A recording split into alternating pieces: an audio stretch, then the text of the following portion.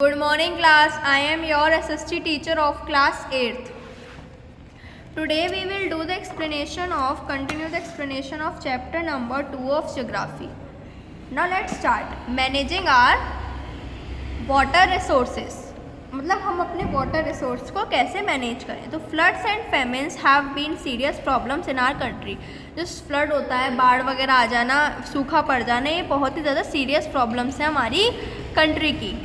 Most of our river pass through a number of states. Mostly हमारी जो reverse होती हैं वो स्टेट्स के थ्रू पास होती हैं. Thus no single state can handle the problems of water management alone. तो सिर्फ एक ही स्टेट वाटर की परेशानी नहीं झेलती. The uneven distribution of rainfall also creates many problem. अगर रेनफॉल का डिस्ट्रीब्यूशन कहीं ज़्यादा हो जाए, कहीं कम हो जाएगा, तो ये भी क्या हो जाएगा, प्रॉब्लम क्रिएट करेगा. The rivers do not have the same amount of water throughout the year. Rivers में same amount of water नहीं होता पूरे साल में. The variation is not only from river to river but also from season to season in the same river. जो ये variation सिर्फ river to river नहीं, season to season भी होता है. Thus to solve the problem we need to divert the surplus water from one region to those regions where it is needed. तो हमें इस प्रॉब्लम को कैसे सोच सकते हैं कि हम इनको अलग अलग कर दें जहाँ पे वाटर की कमी है, from one region to another, जब भी वहाँ ज़रूरत पड़े. Through planning and collective efforts we can control floods, irrigate farmlands in arid areas. अगर हम प्लानिंग करेंगे और रीजन्स बनाएंगे तो क्या होगा, फ्लड कंट्रोल होगा, इरीगेशन भी कम होगा, इरीगेशन भी अच्छा हो जाएगा. एरिड एरियाज मतलब जैसे डेजर्ट एरियाज है वैसे. And drain away surplus rain water, और जो भी फालतू का पानी है वो भी निकल जाएगा. Still we have not been able to use our water resources fully. तब भी हम अपने वाटर रिसोर्सेज को पूरी तरीके से यूज़ नहीं कर पाएंगे. This is due to the following reasons. क्योंकि फ्लो ऑफ कैसे नहीं कर पाएंगे, flow of water in the river varies greatly from season to season. जो फ्लो होता है वाटर का, ये किस पे डिपेंड करता है, सीजन टू सीजन भी डिपेंड करता है. Second, uneven nature of the relief. जो नेचर का रिलीफ है वो क्या है, उल्टा सीधा हो जाता है. कभी ठंड हो जाती है, कभी गर्मी. अब जैसे बिन मौसम बरसात हो रही है ना यहाँ पे, तो ये क्या है, नेचर के ऊपर है. Third, lack of resources to develop various projects. हमें रिसोर्सेज की कमी है जिससे हम अपने कुछ वेरियस प्रोजेक्ट्स कम बन रहे हैं. और पावर्टी मतलब जो गरीब है, गरीब लोग हैं, दरिद्रता जो है, और ignorance among the farmer. Himalayan rivers have a regular flow of water as they are fed by rain and by melting of snow and ice. जो हिमालय की तरफ से जो रिवर्स निकल रही होती हैं उसमें रेगुलर फ्लो होता है वाटर का, क्योंकि जब बारिश होती है वहाँ से पानी आ जाता है एक तो, और कुछ जो हिमालयास पे जो बर्फ़ होती है वो मेल्ट पिघलती है, और वो किस में पिघलेगी, पानी की फॉर्म में ही पिघलेगी ऑब्वियसली. तो वो कहाँ जाती है, रिवर्स में आ जाती है. The seasonal variation in their flow is rare. लेकिन जो सीजनल वेरिएशन होता है वो क्या होता है, कम होता है.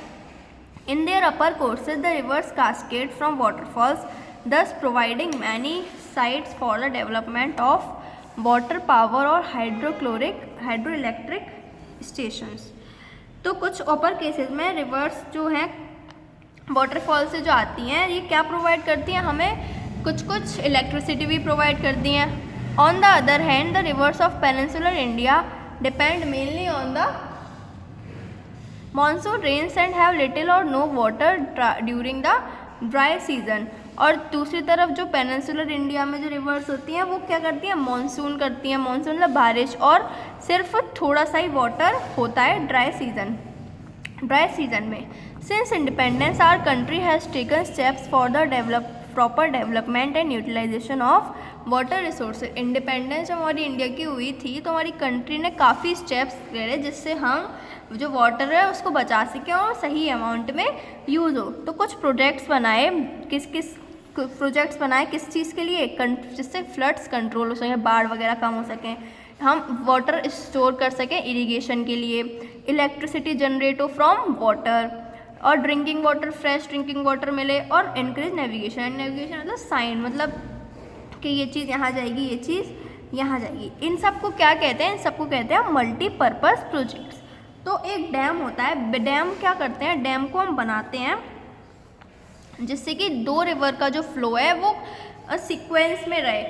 कि अगर ज़्यादा फ्लो होगा तो बाढ़ आ सकती है, इसीलिए हम क्या बनाते हैं, डैम बनाते हैं जिससे कि बाढ़ ना आए।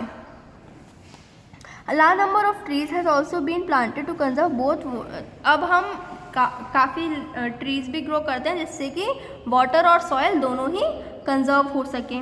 अब कुछ मल्टीपर्पज़ प्लांट्स देख ले, प्रोजेक्ट्स देख लेते, मैंने बताई थी ना, जहाँ पे ये सारी फैसिलिटीज़ होंगी, वो क्या है, वो मल्टीपर्पज़ प्रोजेक्ट। तो ये क्या है, पहला है दामोदर वैली प्रोजेक्ट, जो ये कहाँ है, बिहार और वेस्ट बंगाल में। ऐसे अलग अलग प्रोजेक्ट्स हैं, जैसे ये है पहला भाखरा नंगल प्रोजेक्ट। ये क्या है, highest gravity dam in the world. ये सबसे ज़्यादा कहाँ पे, सतलज रिवर में। और सतलज रिवर कहाँ है, पंजाब, हरियाणा, राजस्थान। ठीक है, इसकी कितनी लॉन्ग है, ये 80 किलोमीटर लॉन्ग है। तीसरा आपका हीराकोट डैम, ये कहाँ है, महानदी रिवर पे बना है, which is the longest dam. Dam ये होते हैं, डैम के में हिंदी में कहते हैं हम बांध। ओके, बीज प्रोजेक्ट, ये कहाँ है, बीज मतलब पंजाब में है। ये has the Pong Dam and a canal to link the Beas and. इसमें कौन सी रिवर्स आती हैं, बीज और सतलज रिवर आ जाती हैं इसमें। कोसी रिवर कहाँ पे, बिहार में। Will not only control flood but also provide irrigation facility. ये सिर्फ फ्लड को ही कंट्रोल नहीं करता बल्कि इरीगेशन को भी फैसिलिटीज़ को देता है। ये कहाँ पे है, नेपाल में भी ये हेल्प करता है। ये है तो बिहार में। एक है रिहंड वैली प्रोजेक्ट, ये उत्तर प्रदेश में, across the Rihand river, a tributary of river Son. ये किसकी ट्रिब्यूटरी मतलब जो रिवर निकल रही होती है, यहाँ से कुछ जो चैनल्स निकल जाते हैं उन्हें क्या बोलते हैं, हम ट्रिब्यूटरी बोलते हैं। तो ये सन की एक ट्रिब्यूटरी है विच इज़ रिहंद। ये भी है जीबी पंथ। ये सब क्या है, ट्रिब्यूटरीज हैं, किसके, रिहंद रिवर के, सन रिवर की। ठीक है, तो फिर तीसरी है, ये है सातवीं, द चंबल वैली प्रोजेक्ट। ये कहाँ पे है, राजस्थान और मध्य प्रदेश में। ये क्या प्रोवाइड करते हैं, इरिगेशन प्रोवाइड करती है, हाइड्रो इलेक्ट्रिसिटी, जो इलेक्ट्रिसिटी हमें वाटर से मिल रही है और सॉइल इरोजन को कंट्रोल करती है। देन है नागार्जुन सागर प्रोजेक्ट। ये कहाँ है, कृष्णा रिवर पे है, जो कि कहाँ है, आंध्र प्रदेश में। इसमें दो कैनाल्स बने हुए हैं, which is Jawahar Canal and Lal Bahadur Canal. 2 power houses have also been built. जो 2 पावर हाउस है, मतलब जहाँ से पावर बनती है, मतलब इलेक्ट्रिसिटी, वो भी वहाँ पे बनाए गए हैं। नर्मदा वैली प्रोजेक्ट, इसका एम क्या है, to utilising the rivers flow for the economic prosperity of the area. इससे क्या होगा, इस रिवर के हम पानी को बचाएं, हम रिवर फ्लो को बचाएं, जिससे कि वो आगे जाके हमारे यूज़ आ जाए। ऐसे ही काफ़ी बड़े बड़े प्रोजेक्ट्स बने हैं, 1000 से ज़्यादा छोटे छोटे, कुछ बड़े डैम्स बने हैं, कुछ छोटे डैम्स बने हैं।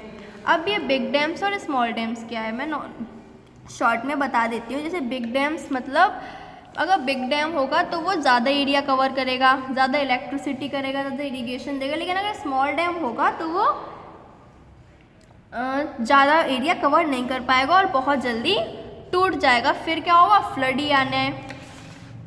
ठीक है, अगर और ये जब अगर ये छोटे डैम्स बने होंगे जगह जगह पे, तो ये क्या होगा, फ्लड आ जाएगी तो फिर पास का जो एरिया है वो क्या हो जाएगा, पूरा बह जाएगा। इसीलिए जो छोटे छोटे डैम्स होते हैं उनसे बहुत दूर कहीं बस्ती होती है जाके, अदरवाइज उसके चारों तरफ नहीं होती।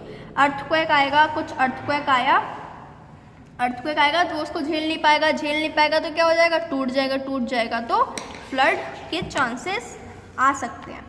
यही है इसमें। तो we need both but the citizen should be guided by national interest. हमें दोनों डैम की ज़रूरत है।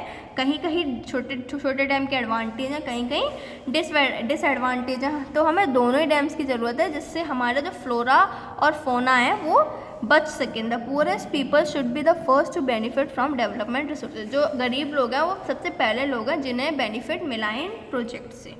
So this is the explanation of the chapter. In the next video we will do the exercises. Thank you class and have a nice day. Goodbye.